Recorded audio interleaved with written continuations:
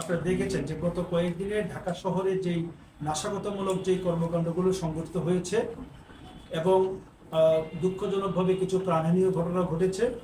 এতে করে ঢাকা শহরের যে আমাদের যে 50টি থানা রয়েছে সেই 50টি থানায় এখন পর্যন্ত 264টি মামলা এখন পর্যন্ত রুজু করা হয়েছে। আমার জানা মতে আরও 4-5টি মামলা প্রক্রিয়াধীন রয়েছে।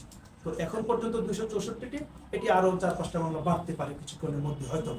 আর এখন পর্যন্ত নাশকতাকারী হিসেবে আমরা এখন পর্যন্ত প্রায় 2850 প্লাস মাইনাস অল্প দুই-একটা এদিক সেদিক হতে পারে 2850 জনের মতো আমরা নাশকতাকারীকে গ্রেপ্তার করেছি এবং অসংখ্য আসামিকে আমরা কিন্তু রিমান্ডে এনেছি এবং তাদের কাছ থেকে আমরা গুরুত্বপূর্ণ তথ্য পেয়েছি।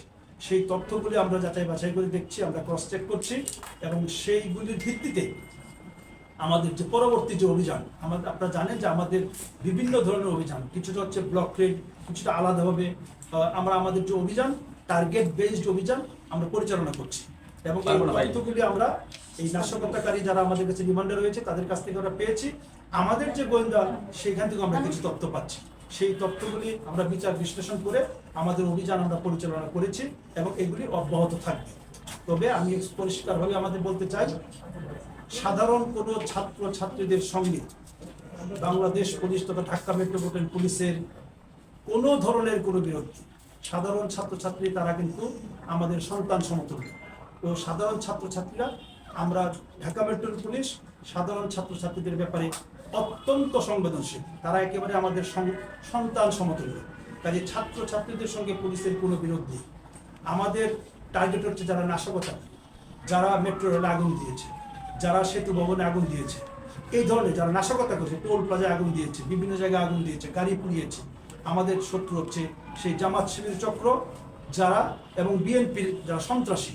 আমরা তাদেরকে ধরার জন্য, যারা একেবারে ভিডিও দেখে দেখে ফুটেজ দেখে দেখে আমরা তাদেরকে ধরার জন্য আমরা প্রাণপণে কাজ করে যাচ্ছি। ব্লক রেড যেটি পরিচালনা করা হচ্ছে, সেই ব্লক রেড পরিচালনার ক্ষেত্রে যেন কোনো ধরনের সাধারণ মানুষ, আমি শুধুমাত্র সাধারণ শিক্ষার্থী বলছি না, একেবারে সাধারণ শিক্ষার্থী সহ কোনো সাধারণ মানুষ, নিরপরাধ মানুষ যারা এই ধরনের নাশকতার সঙ্গে কোনো ধরনের সম্পৃক্ততা নেই, তাদেরকে বিন্দু পরিমাণ যেন কোনো ধরনের হয়রানি করার কোনো সুযোগ নেই। পুলিশ কমিশনার স্যারের স্পষ্ট নির্দেশনা রয়েছে এবং ব্লক রেডে আমরা এই কারণে সিনিয়র অফিসার ডেপ্লয় করেছি। সিনিয়র অফিসারের নেতৃত্বে ব্লক রেড পরিচালিত হয়, সো দ্যাট এইখানে যেন কোনো ধরনের ব্যত্যয় না ঘটে, আইনের কোনো ধরনের ব্যত্যয় না ঘটে, নিরপরাধ কোনো মানুষ যেন পুলিশের দ্বারা বিন্দু মাত্র কোনো হেনস্থার শিকার না হয়। তবে অপরাধী যে, তাকে ছাড় দেওয়ার কোনো সুযোগ নেই।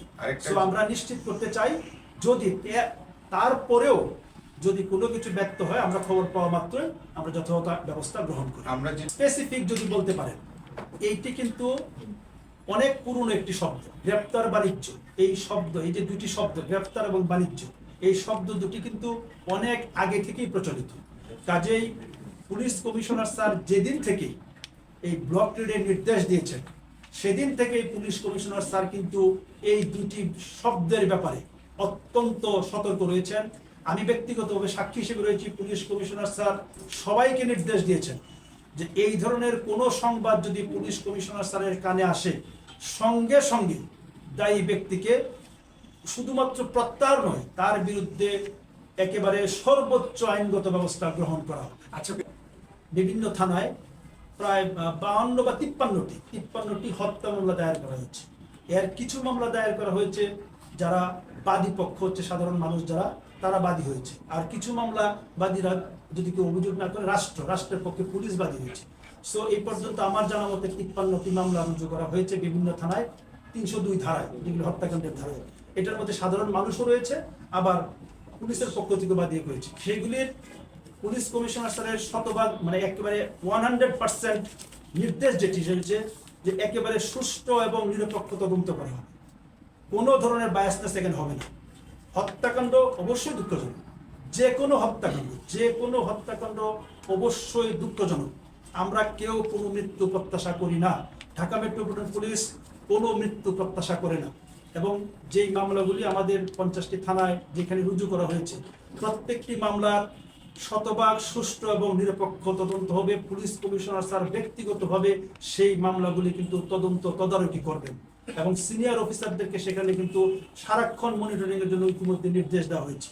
সো আমি আশ্বস্ত করতে পারি যে মামলাগুলি এখন পর্যন্ত রুজু করা হয়েছে অথবা ভবিষ্যতে যদি কোনো মামলা রুজু করা হয়, শতভাগ সুষ্ঠু এবং নিরপেক্ষ তদন্ত আমরা নিশ্চিত করবো, পুলিশ কমিশনার নিশ্চিত করবেন। আমি বলবো যে প্রত্যেকটি ঘটনার পূর্বাপর বিচার করতে হবে, প্রত্যেকটি ঘটনার পূর্বাপর বিচার করতে হবে যে কোন প্রেক্ষাপটে আমাদের কোনো সদস্য যদি গুলি করে থাকে, কোন প্রেক্ষাপটে গুলি করেছে, সেগুলি আমাদের যখন পুলিশ কমিশনার স্যার এগুলি নিয়ে আলোচনা করবেন।